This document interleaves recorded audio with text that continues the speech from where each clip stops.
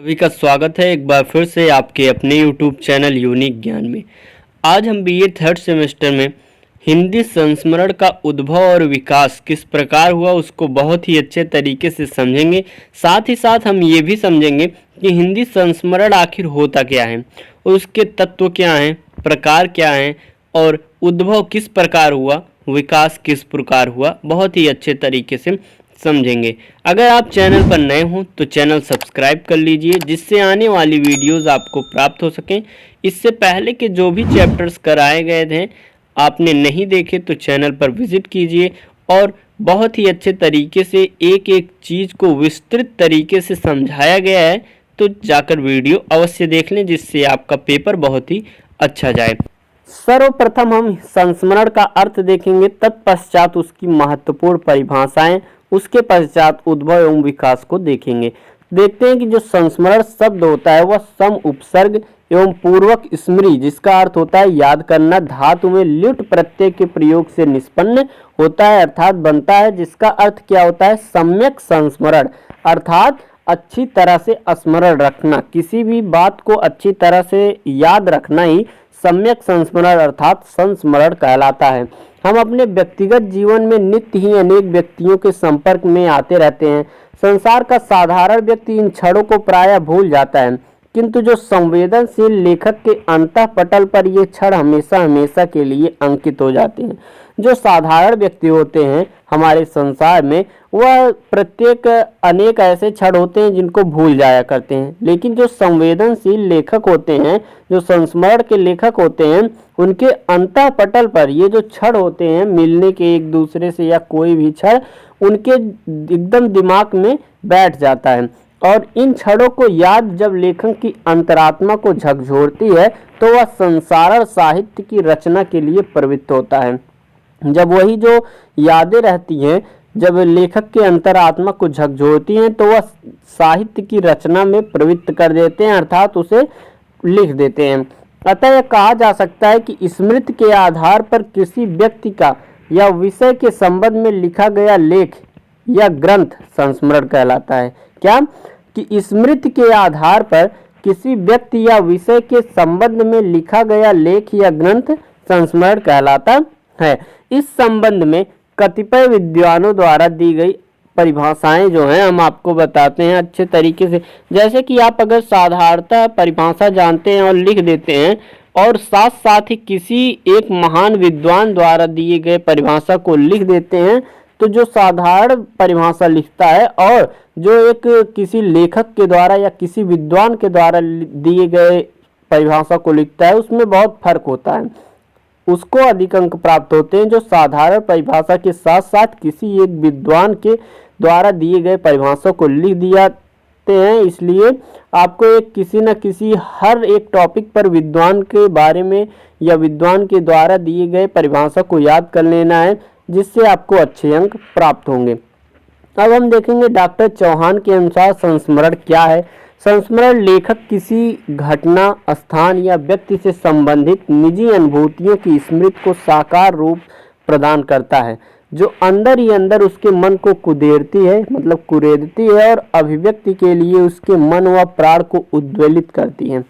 जो संस्मरण के लेखक होते हैं वह किसी घटना, स्थान या व्यक्ति से संबंधित जो निजी अनुभूतियां रहती हैं उनकी स्मृति को जो साकार रूप प्रदान करते हैं, जो अंदर ही अंदर उनके मन को कुरेदती रहती है, जो सबसे प्रमुख स्मृतियां रहती हैं उनको जब साकार रूप देते हैं और तब यही संस्मरण कहलाता है। आगे हम देखेंगे डॉक्टर त्रिगुणायत के अनुसार संस्मरण की परिभाषा। भावुक कलाकार जब अतीत की अनंत स्मृतियों में से कुछ स्मरणीय अनुभूतियों को अपनी कोमल कल्पना से अनुरंजित कर व्यंजनामूलक संकेत शैली में अपने व्यक्तित्व की विशेषताओं से विशिष्ट बनाकर रोचक ढंग से यथार्थ रूप में व्यक्त कर देता है, तब वह संस्मरण कहलाता है। आगे हम देखेंगे कि उपर्युक्त जो परिभाषाएं दी गई हैं उसमें संस्मरण आधुनिक गद्य की एक महत्वपूर्ण विधा है जिसका अपना एक विशिष्ट रूप है। अगर आप परिभाषा देने के बाद अंततः एक ऐसा लिख देते हैं कि उपर्युक्त परिभाषाओं से क्या स्पष्ट होता है, तो अंक प्राप्त करने के बहुत ही अच्छे चांसेस रहते हैं। आगे हम देखेंगे संस्मरण का स्वरूप कैसा होता है। किसी व्यक्ति, वस्तु, घटना या विषय का हृदय स्पर्शी अनुभूतियों का स्मृति के आधार पर अत्यंत रोचक तथा चित्ताकर्षक, चित्त को आकर्षित करने के वाले रूप में चित्रण करना ही संस्मरण कहलाता है। अर्थात किसी व्यक्ति या वस्तु या घटना या विषय को हृदय स्पर्शी अनुभूतियों को, जो उनके हृदय को स्पर्श करने वाली जो अनुभूतियां रहती हैं, उनकी स्मृति के आधार पर अत्यंत जो रोचक होते हैं और चित्त अर्थात मन को आकर्षित करने वाले रूप में चित्रण करना ही संस्मरण कहलाता है। इसमें लेखक स्वयं के आधार पर अनुभूत किसी व्यक्ति, वस्तु अथवा घटना का बड़ी आत्मीयता और कलात्मकता के साथ चित्रण प्रस्तुत करता है और इस प्रकार यह जीवन का यथार्थ रूप होता है, जिसे अनुभूतिमयी अभिव्यक्ति के द्वारा प्रस्तुत किया जाता है। प्रायः संस्मरण महापुरुषों के जीवन से संबंधित होते हैं, इसलिए इनमें लेखक स्वयं को महत्व न देकर उस महापुरुष या व्यक्ति को ही देता है जिसका वह संस्मरण लिख रहा है, और इसमें वह उस व्यक्ति के व्यक्तित्व के उन सभी आवश्यक पक्षों पर बल देता है जो उसके स्वरूप, आकार, रंग, रूप, स्वभाव और भाव भंगिमा, जीवन दर्शन, व्यवहार आदि से संबंधित होते हैं। जो यह संस्मरण लिखा जाता है वह किसी महान व्यक्ति के ऊपर ही लिखा जाता है, और जो लेखक होते हैं वह अपने विचारों को कम प्रस्तुत करके उस महान महापुरुष व्यक्ति को जो महत्व देता है, और जो कि एक संस्मरण का बहुत ही मूल रूप है। अगर हम देखें, यद्यपि प्रस्तुतिकरण में संस्मरण लेखक स्वतंत्र होते हैं, किस प्रकार से अपनी घटनाओं को, अपनी बातों को प्रस्तुत करना है, इसमें वह स्वतंत्र होते हैं। अतः वह अपने दृष्टिकोण से घटना तथा पात्रों का विश्लेषण करता चला जाता है। यही कारण है कि संस्मरण में लेखक का व्यक्तित्व भी समाविष्ट हो जाता है। उसकी रुचि, अरुचि, राग, द्वेष आदि विभिन्न प्रतिक्रियाओं तथा टिप्पणियों के माध्यम से व्यक्त होते जाते हैं।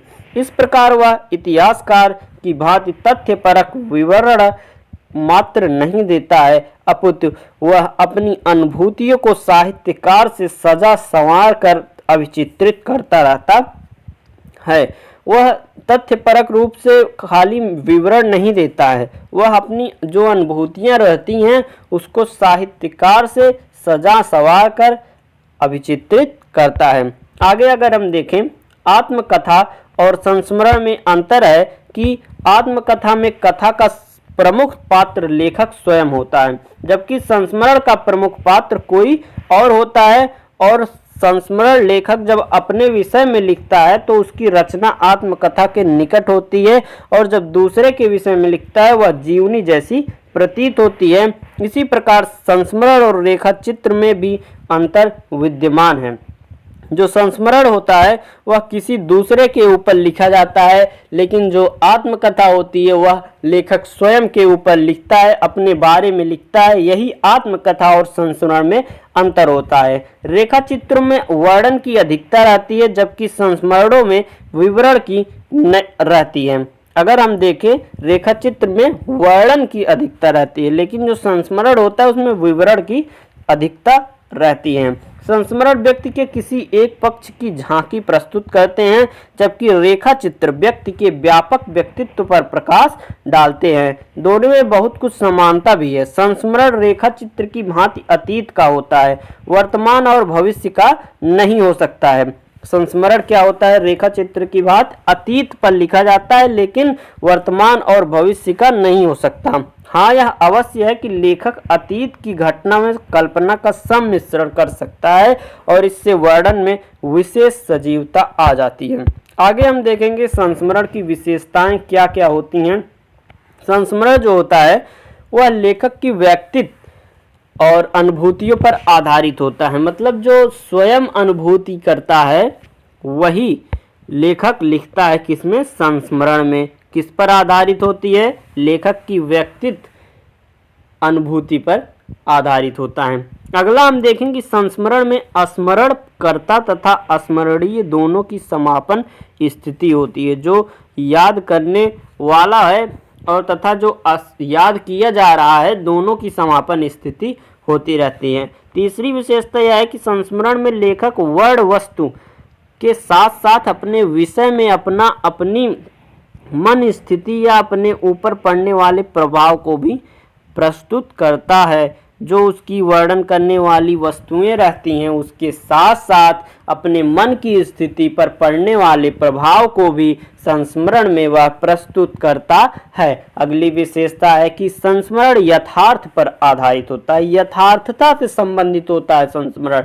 ये हमारी चौथी विशेषता है संस्मरण की। पांचवी विशेषता है कि संस्मरण में आत्म तत्व, संवेदना और अनुभूति का सुंदर समावेश होता है। और अगला अगर हम विशेषता देखें तो संस्मरण में शैलीगत प्रभावोत्पादक गुण, अभिव्यंजनात्मकता, रोचकता, लाघवता तथा स्पष्टता अनिवार्य है, जिससे पाठक के साथ रागात्मक संबंध स्थापित हो सके। पाठक के साथ एक संबंध स्थापित करने के लिए, अच्छा संबंध स्थापित करने के लिए रोचकता, लाघवता, स्पष्टता, ये सब संस्मरण में बहुत ही ज़्यादा अनिवार्य है। अब हम आगे देखेंगे कि हिंदी संस्मरण का उद्भव और विकास किस प्रकार हुआ। सर्वप्रथम हम जानेंगे कि हिंदी गद्य साहित्य की अन्य अपेक्षाकृत नवीन विधाओं के समान संस्मरण भी 20वीं सदी की देन है। जो संस्मरण है वह 20वीं सदी की देन है। यह सदी है आरंभ की विभिन्न पत्र पत्रिकाओं में संस्मरण का प्रारंभिक स्वरूप उपलब्ध होता था। प्रारंभ में संस्मरण लेखन की परंपरा सरस्वती, माधुरी, सुधा, विशाल भारत, हंस आदि पत्र पत्रिकाओं में द्वारा विकसित होता था। अर्थात जो संस्मरण है उसका उद्भव भी किस प्रकार हुआ, पत्र पत्रिकाओं के माध्यम से हुआ। जिस प्रकार निबंध एक पत्र पत्रिका के माध्यम से लोगों तक पहुंचाई जाती थी शुरुआत में, उद्भव उसी प्रकार संस्मरण का भी हुआ है। अगर आपने निबंध का उद्भव और विकास चैप्टर अच्छे से न समझा हो, निबंध क्या है, निबंध के तत्व क्या है, निबंध की प्रकार तथा निबंध की विशेषताएं जानने के लिए चैनल पर विजिट करें, आपको वीडियो मिल जाएगी। आगे देखते हैं हमारा क्या है, यात्राओं के रोचक एवं सजीव वर्णन प्रस्तुत किए हैं। किसमें,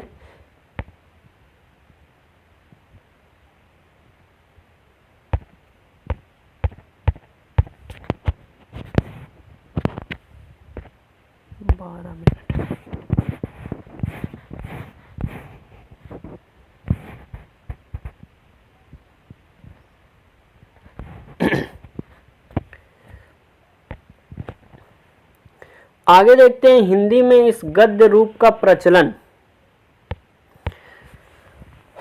आगे देखते हैं हिंदी में इस गद्य रूप का प्रचलन आधुनिक युग में पश्चिमी प्रभाव के परिणाम स्वरूप हुआ है। किसके प्रभाव स्वरूप, पश्चिमी प्रभाव के, आधुनिक युग जो है उसके पश्चिमी प्रभाव के परिणाम स्वरूप इस गद्य का अर्थात संस्मरण का प्रचलन हुआ है। भारतीय युग में इस साहित्य रूप का प्रचलन नहीं था। संस्मरण साहित्य का प्रादुर्भाव द्विवेदी युग में हुआ था। सरस्वती इस युग की महत्वपूर्ण एक पत्रिका थी। किस युग की, द्विवेदी युग की, जिसके माध्यम से इस संस्मरण साहित्य प्रकाश में आया था। इसके विभिन्न अंगों में समय समय पर अनेक रोचक संस्मरण प्रकाशित होते रहे और इस विधा में द्विवेदी युग के लेखक पंडित पदम सिंह शर्मा का नाम विशेष उल्लेखनीय है। कई साहित्यकारों के विषय में उनके संस्मरण पद्म पराग में संग्रहित हैं। तत्पश्चात बनारसी दास चतुर्वेदी ने हिंदी के संस्मरण साहित्य की भी वृद्धि की है। अपने संपादकत्व विशाल भारत और मधुकर पत्रिका में अनेकों लेखकों के संस्मरण प्रकाशित किए हुए हैं। चतुर्वेदी जी के संस्मरण संकलन संस्मरण 1952 ईस्वी हमारे आराध्य 1952 ईस्वी में संस्मरण साहित्य की अमूल्य निधि है। अगर हम ध्यान से देखें तो द्विवेदी युग में ही शुरुआत हुई है संस्मरण के प्रकाशिता की।